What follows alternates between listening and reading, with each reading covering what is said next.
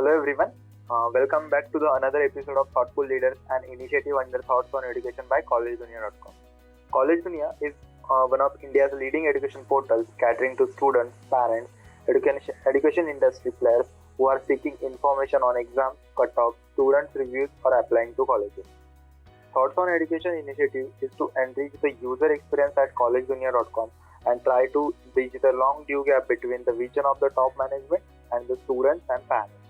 Today, we have with us Dr. S.M. Khot, sir, Principal at FCRIT, that is Father C. Rodrigues Institute of Technology. Welcome to the show, sir. Welcome to the show, sir. Thank you. So, I will just introduce yourself. I would like you to begin by enlightening our audience with a brief introduction of yours. So, Dr. Khot, sir, has done his PhD from IIT Bombay, ME in Mechanical Design Engineering and also BE in Mechanical Engineering. His area of interest are machine dynamics and vibration, smart structures and systems. He is a member of the different councils in his career. Like he is a former chairman board of studies in Mechanical Engineering, University of Mumbai. Former member of BUTR, University of Mumbai. Member of Studies of Autonomous Institute, KJ Somaya College of Engineering, Vidyavihar. Member of Governing Council of FCRIT,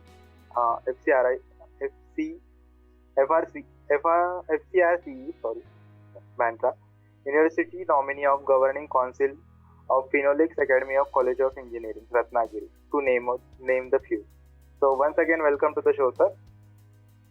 Thank you.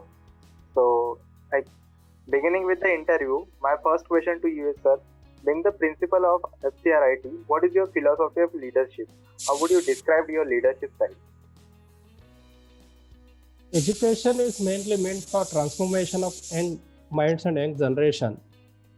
And there is a wrong perception about education in today's context. They say once they study those particular number of subjects and give examination of university and pass in the examination, they feel they achieved education.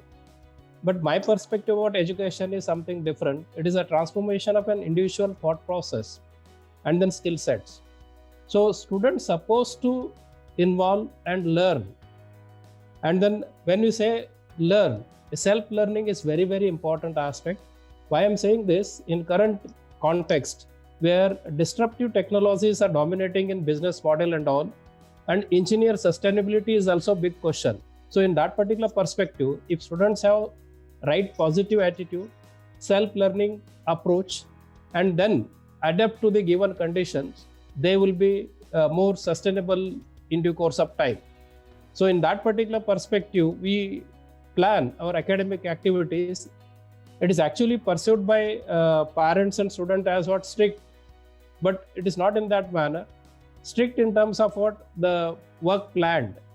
Each and every student has to complete the work planned for that particular semester. Nobody can escape. If somebody feels that as strictness, then it is strict. Otherwise, students can enjoy and then complete their activities throughout the semester. And apart from this rigorous academic activities, we have peer learning opportunities. Peer learning, mainly we have various institute level clubs, particularly Agnel Robotics Club, even AI and Deep Learning Club. We have Coders Club. We have professional societies. You have even Mechanical SAE Collegiate Club, where even Aero Modeling Club, where students can involve in those particular activities even after college hours and then stay back in the college and complete and learn themselves so many aspects. Even have Literary Club, you have even Marathi Mandal also. The students enjoy, but there will be some, because 4 years is very typical period for students, and we believe they are investing those 4 years for their professional career, and they should learn many aspects and develop themselves so that in future their professional career will be a smooth launch. Moving ahead to the next question, sir. Being the principal of FCRIT, how do you strategize about the key programs and plans for the marketing and administration of your institute? So as far as our marketing strategy is concerned, we never indulged in major marketing, but we believe our students are the ambassador of our college, and mouth publicity is a major publicity, I can say, because they give feedback to the other students and parents, and then many they start coming and all. But recently we started using all social media platforms for at least providing what we are doing in our campus. That information is now in public domain. And not only for that reason, we started thinking maybe it's a social responsibility, and whatever we are doing in our campus, there are some good outcomes, good results are coming out because our alumni are successful in their professional career. You name a company, any multinational company, alumni is working in that particular organization. Even in premier institutes like IITs and all, our students are now faculty members. So we thought about whatever we do, if you share in public domain, maybe it will be a social cause, and maybe somebody maybe with that particular background, maybe modifying some aspects, they can take further ahead. This is what I say. As far as planning programs are concerned, last, I think, 2012 onwards, I was involved at University of Mumbai as chairman. Almost 8 years, I was chairman, Board of Studies, Mechanical Engineering. I was academic council member. And now I am currently also member BOS Mechanical Engineering. And not only in Mumbai University, some other autonomous institutes also. What we feel is what is actually the current requirement or future requirements. We think, foresee, and then bring that particular technology or those particular perspectives in the curriculum. Even being affiliated institutes, we don't see that as disadvantage, but if good people in the authorities at the university level, many good things may happen. And I believe Mumbai University curriculum is also one of the best.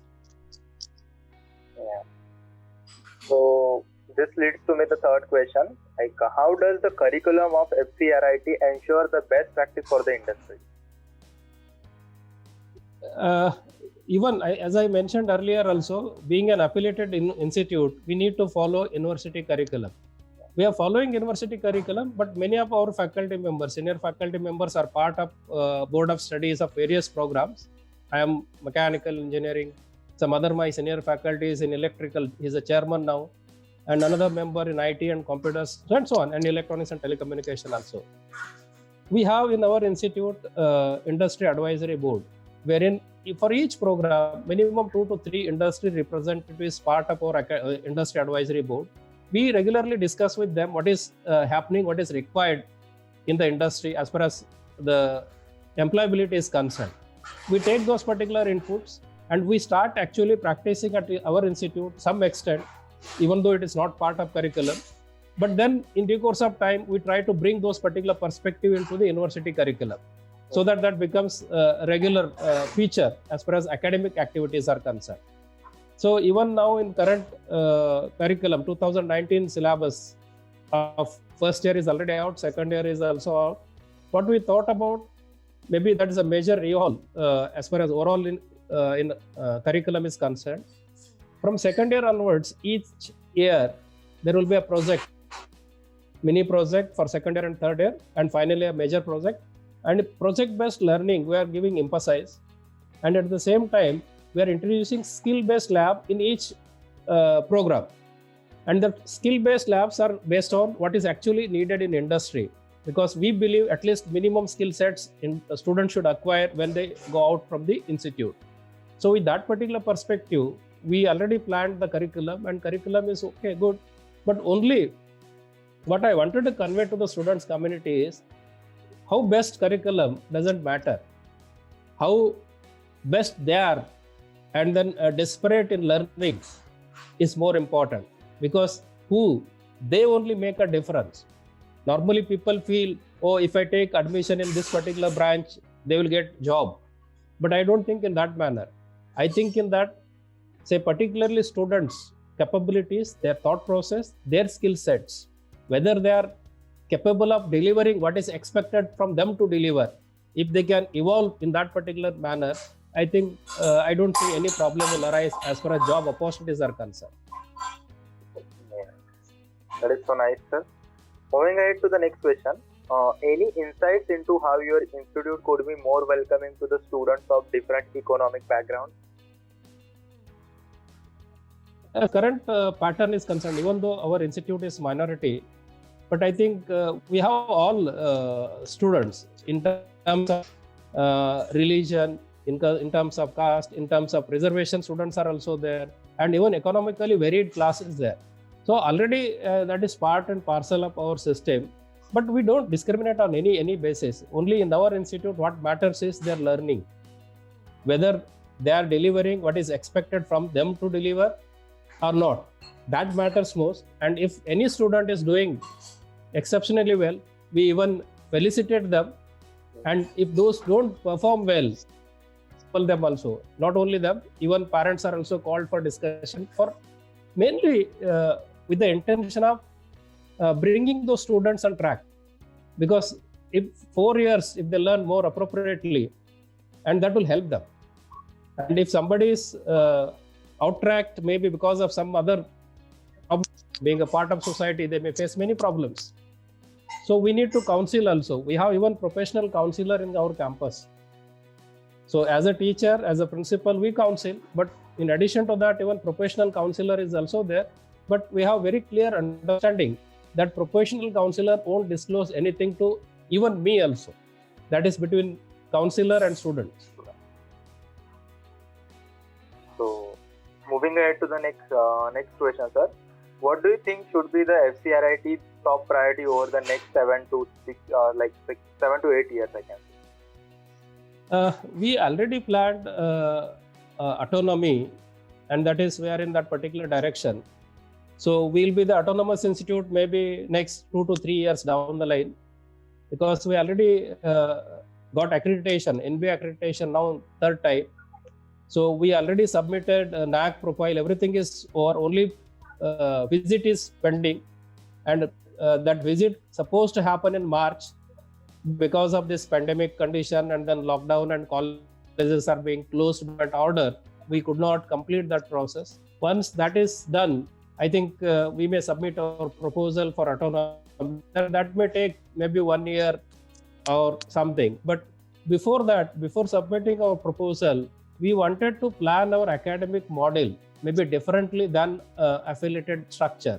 We wanted to give more flexibility for students, maybe wanted to bring more interdisciplinary nature in learning, so that we will be fulfilling the industrial requirements, what is actually they are expecting from us to do. Yeah, so my question was, sir, what would you like people to know about your institute that they may not know? I think what I can say, everybody perceived our institute as what more strict and disciplined institute. I think that is already in public domain. But what we do is, we have a lot of freedom for students to learn. And even many students are staying after college hours and they work on the projects. They belongs to various clubs. That permission is granted. Maybe very late they can stay. The labs are opened even in departments also. For each department, we have a project lab and even research lab also. The students can use that facility even after college hours. They're doing projects. Apart from this, our library is open up to 11 o'clock night. The students can avail even library facility. So, and I know some of our students were using, because those who are traveling from far away, because of that rush hours, they used to avoid going immediately after the college break. They used to stay in the college, use library, and may go late. Even seen all those. I think that particular part may be many parents and students may not be aware of. And the clubs, we are not only supporting in terms of what allowing them to work in the college, we even facilitate some of the basic resources we provide. So that I think many are not aware of. And last, I think few years, our students are winning at national and international level competitions also. So moving ahead to the next question, sir. As we all know how this pandemic actually affected the education sector all over the world. So how does it affected FCRIT specifically, and how FCRIT is dealing with this situation? I believe differently. I think any worst situation may give you an opportunity. Before this pandemic, we are not so good in online teaching or something, but we sensed this problem little early. We started preparing ourselves in the month of March, April, because the other countries were getting affected, and many months together they were facing problems. We realized this may not be 1 month or 2 month issue. It may take more time. So we need to prepare ourselves for the next semester entirely online. We started searching, training. Our faculty worked very hard. Now we become one of the best in terms of our online content delivery. And my surprise is earlier physically our students' attendance used to be around 90%, 95%. But now during this, it is 98 to 100%. That is one best feature. When I interacted at the beginning to understand students' problems for online learning, what they like, what they don't like, what are their problems, that time I realized some of the students have given feedback that maybe there is no distraction because they are alone at home. If they are sitting in a classroom, some friends will distract them. The distraction is zero. They are learning better. And another important point as far as Mumbai is concerned, because they used to spend a lot of time in traveling, 3 to 4 hours. What they said is, sir, now we are saving time and then time for our extra learning. So I think we overcome that pandemic. We successfully conducted, maybe one institute, our institute, I can say, we conducted timely our internal assessment test. We conducted even prelim examination in online mode. Students sitting at home, they wrote the examination and submitted. So we completed each and everything. I think even our scheduled activities, regular activities, even international conferences now due in January, that also online. Our alumni meet we conduct regularly in month of January. That is also this time is online. We have award function in association with this Institution of Engineers, Belapur chapter and our institute. That is also going on. So we are not stopped any activity. But in fact, we learned, and maybe this pandemic forced us to adjust with what digital mode in very aggressive manner. So this is what I can say a positive aspect. But one thing I am also feeling, the students are missing their peer learning, because when students come in a campus, they meet each other, they learn in a group many things. And in education, it is not only your subject content or theory papers. I think they learn throughout the period. I think that is major missing component. I think we successfully managed. Now examinations we are conducting, one semester we completed entirely in online mode. That itself is a great achievement. And then that has given us an opportunity to prepare ourselves more for our digital content in due course of time. So now let me ask the question for the day, sir. Any suggestions you would like to give to the current youth and aspiring students? I believe this current generation will be going through more disruptive technologies, and some business model may collapse, some new businesses may come up. What these students should strive is to develop right kind of attitude. I say positive attitude, more disciplined in nature, particularly in terms of related to their work. Work has to be done in more disciplined manner. The punctuality is also very, very equally important. Apart from this, the next very, very important point for this generation will be self-learning, because the technologies are changing very fast. If they have the capability of self-learning of any technology and say grasping that technology, so that will be their backbone in future. I think self-learning becomes more important aspect. And apart from that, they should not say that, oh, I don't want this or I don't want that. The adaptability of any given situation.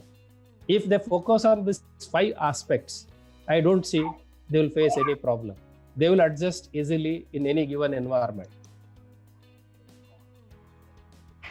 So thank Thank you so much, sir. This was certainly an insightful session. Thank you. So we can conclude. Yeah. So everyone, this was Dr. S.M. Khot, sir, Principal at Father C. Rodrigues Institute of Technology, on the episode of Thoughtful Leaders, an initiative under Thoughts on Education by Collegedunia.com. Thank you so much, sir, for giving us your time, speaking to us your amidst busy schedule. We look forward to interact with you again, sir. Thank you. Thank you for giving this opportunity to interact with youth. Maybe they'll be going through these interactions and maybe some useful. Huh?